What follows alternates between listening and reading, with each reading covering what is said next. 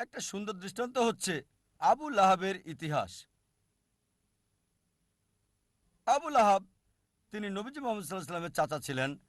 এই নামটা আসলে তাকে দেওয়া হয়েছে, যার মানে ধ্বংসের পিতা। আর সে ছিল নবীজির ঘোর শত্রুদের একজন। যখনই কাউকে দেখতো নবীজির সাথে কথা বলছে, সে অপেক্ষা করত। যখন নবীজি চলে যেতেন, লোকটির কাছে গিয়ে জিজ্ঞেস করত, নবীজি কি বলেছে? সে কি কালো বলেছে? এটা সাদা। সে কি দিন বলেছে? না, এটা রাত। সে নবীজির বিপরীত বলতো। নবীজির চিরশত্রুদের একজন ছিল সে। সে রাস্তায় চলতে চলতে অনেক সময় মিথ্যে কথা বলতো নবীজিকে ভুল প্রমাণ করার জন্য। আর পবিত্র কোরআনে একটা সূরাই আছে, সূরাটির নাম লাহাব, অধ্যায় 111, যা আমরা সবাই ভালোভাবে জানি। সালাত অনেকবার পড়া হয়, তাব্বাত ইয়াদা আবি লাহাবি ওয়া তাব ইত্যাদি। এই সূরাতে উল্লেখ আছে যে আবু লাহাব এবং তার স্ত্রীকে দোজখের আগুনে পোড়ানো হবে।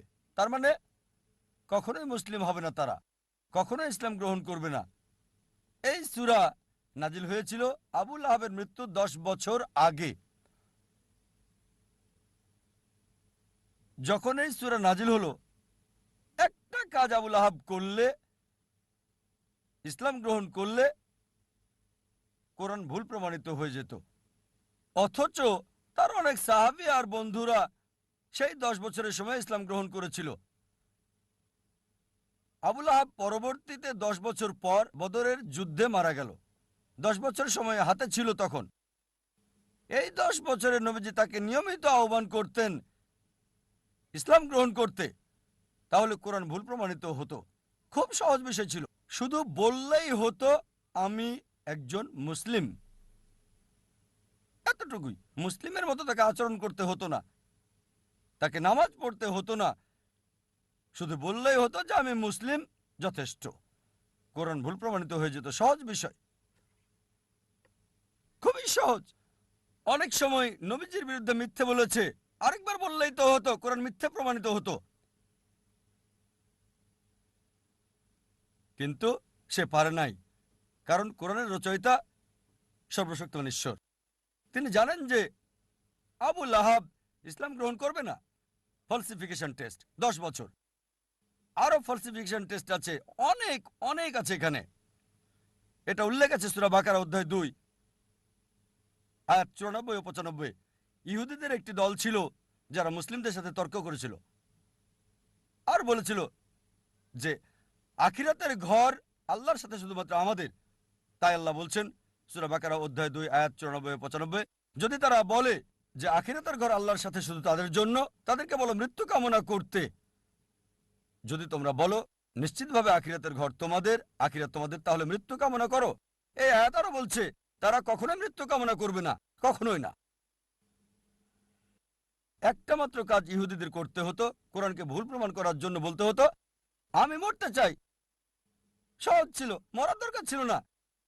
এমন না যে আত্মহত্যা করতে হবে, নিজেরা নিজেদের স্তব্ধ করবে। একটা বিষয় বললেই হতো আমি মরতে চাই। সহজ ছিল। কোরআনকে ভুল প্রমাণ করতে বলতে হতো আমি মরতে চাই। 3টি শব্দ কোরআন ভুল প্রমাণিত হয়ে যেত। আল্লাহ বলেছেন সূরা বাকারা অধ্যায় 2 আয়াত 95 ও 96, তারা কখনোই মৃত্যু কামনা করবে না, তাদেরকে যদি 1000 বছরও বাঁচতে দেওয়া হয়। সহজ ছিল, খুবই সহজ ছিল কোরআনকে ভুল প্রমাণ করা। এই দুটো ফলসিফিকেশন টেস্ট হলো অতীতের ফলসিফিকেশন টেস্ট। আমাকে বলতে পারেন ভাই জাকির, এখন কোরআনকে ভুল প্রমাণ করতে চাই, এখন কিভাবে করব? এখন কি এটা করা যাবে? হ্যাঁ, সবার জন্য সুযোগ আছে। আল্লাহ বলেন সূরা মাইদা অধ্যায় 5 আয়াত 82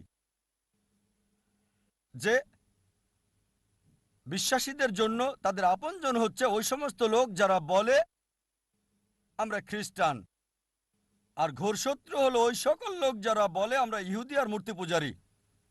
কোরআন বলছে বিশ্বাসীদের ঘোর শত্রু হচ্ছে ইহুদি আর মূর্তি পূজারীরা, আর বিশ্বাসীদের কাছে লোক যারা বলে আমরা খ্রিস্টান। সামগ্রিকভাবে কোরআন সামগ্রিকভাবে কথা বলছে।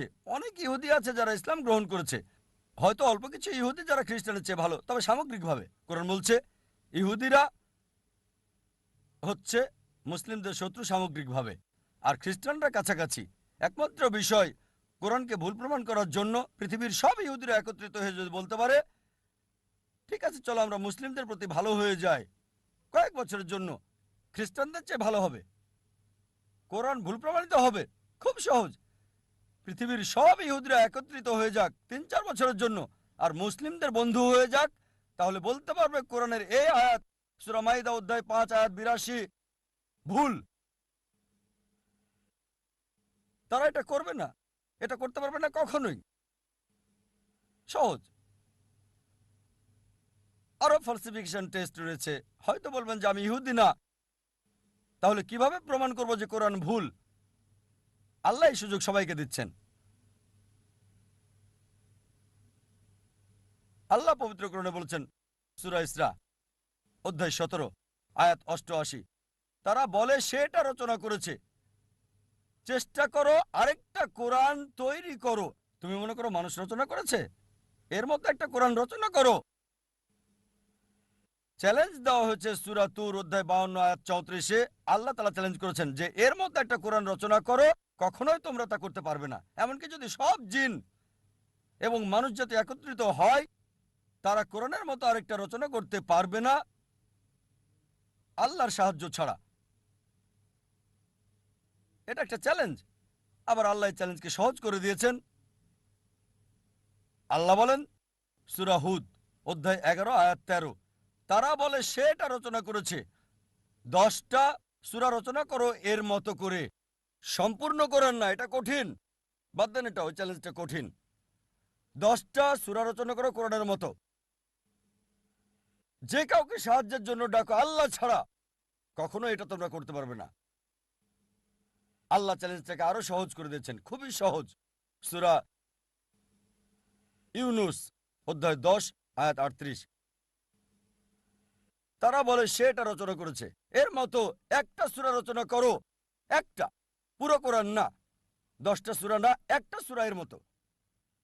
সাহায্যের জন্য ডাকো তোমরা যাকে পছন্দ করো আল্লাহ ছাড়া, আর তোমরা তা পারবে না, কখনোই না, কখনোই পারবে না। এবার আল্লাহ চ্যালেঞ্জটাকে সহজ করে দিলেন।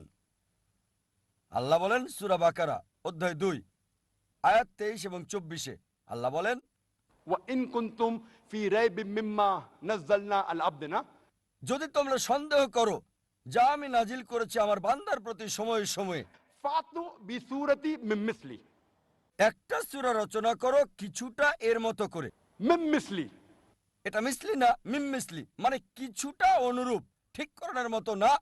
চেষ্টা করো, রচনা করো একটা সূরা কোরআনের মতো করে। من مثلي وادعوا شهداءكم من دون الله إن كنتم صادقين আর সাহায্যের জন্য ডাকো তোমাদের যে কেউকে সাক্ষী রাখো আল্লাহ ছাড়া, যদি তোমরা সত্যবাদী হও। فإن لم تفعلوا তবে যদি তোমরা না পারো, ولن تفعلوا নিশ্চিত যে তোমরা পারবে না, তাহলে ভয় করো সেই আগুনকে যার জ্বালানি হবে মানুষ ও পাথর। তোমরা তা করতে পারবে না এবং নিশ্চিত তোমরা তা করতে পারবে না। তাহলে ভয় করো সেই আগুনের যার জ্বালানি হবে মানুষ এবং পাথর। এটা হলো চ্যালেঞ্জ। চেষ্টা করে একটা সূরার কিছুটা মিল করে রচনা করো। হয়তো বলবেন সত্যি যদি এটা পরীক্ষা হয়ে থাকে তাহলে সূরাও রচনা করতে হবে আরবিতে। তাই বলবেন ভাই জাকির আমি আরবি জানি না, তাহলে কিভাবে পরীক্ষা অংশগ্রহণ করব? ঠিক আছে, যদি কোরআনের মতো সূরা রচনা করতে হয় এটা আরবিতে হতে হবে, ইংরেজিতে হবে না, ফ্রেঞ্চ হবে না, হিন্দি হতে পারবে না, উর্দু হতে পারবে না। অনেকে চেষ্টা করেছে, চেষ্টা করে নাই তা না, শত শত লোকজন চেষ্টা করেছে আর তারা চরমভাবে ব্যর্থ হয়েছে। তারা চেষ্টা করেছে তবে বাস্তবতা থেকে অনেক দূরে। অনেকে চেষ্টা করেছে, অনেকের কথায় বইয়ে উল্লেখ আছে, তবে তাদের সবাই চরমভাবে ব্যর্থ হয়েছে। এখন হয়তো বলবেন ভাই জাকির আমি আরবি জানি না, ইহুদিও না, কিভাবে আমি কোরআনকে ভুল প্রমাণ করব? অনেক ফালসিফিকেশন টেস্টে আছে। আর একটার কথা বলবো, সেটাতে সবার জন্য সুযোগ আছে। আলোচনা শুরু করেছি কোরআনের একটা আয়াত দিয়ে। সূরা নিসা অধ্যায় ৪ আয়াত ৮২-তে বলা হয়েছে أفلا يتدبرون القرآن ولو كان من عند غير الله لوجدوا فيه اختلافا كثيرا তারা কি কোরআন নিয়ে ভাবে না আল্লাহ ছাড়া যদি অন্য কারো কাছ থেকে আসতো, অন্য কারো কাছ থেকে সর্বশক্তিমান ছাড়া, তাতে অনেক অসঙ্গতি পাওয়া যেত। তাই যদি কোরআনকে ভুল প্রমাণ করতে চান,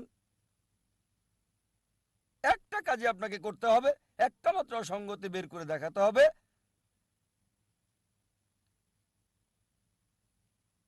কেউ যদি কোরআনের একটা ভুল বের করতে পারে, কোরআন ভুল প্রমাণিত হবে।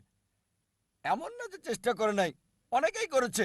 ইন্টারনেটে যান, দেখবেন হাজারটা কন্ট্রাডিকশন, কিন্তু সবগুলোই হয় প্রসঙ্গ ছাড়া, না হয় ভুল ব্যাখ্যা বা অযৌক্তিক।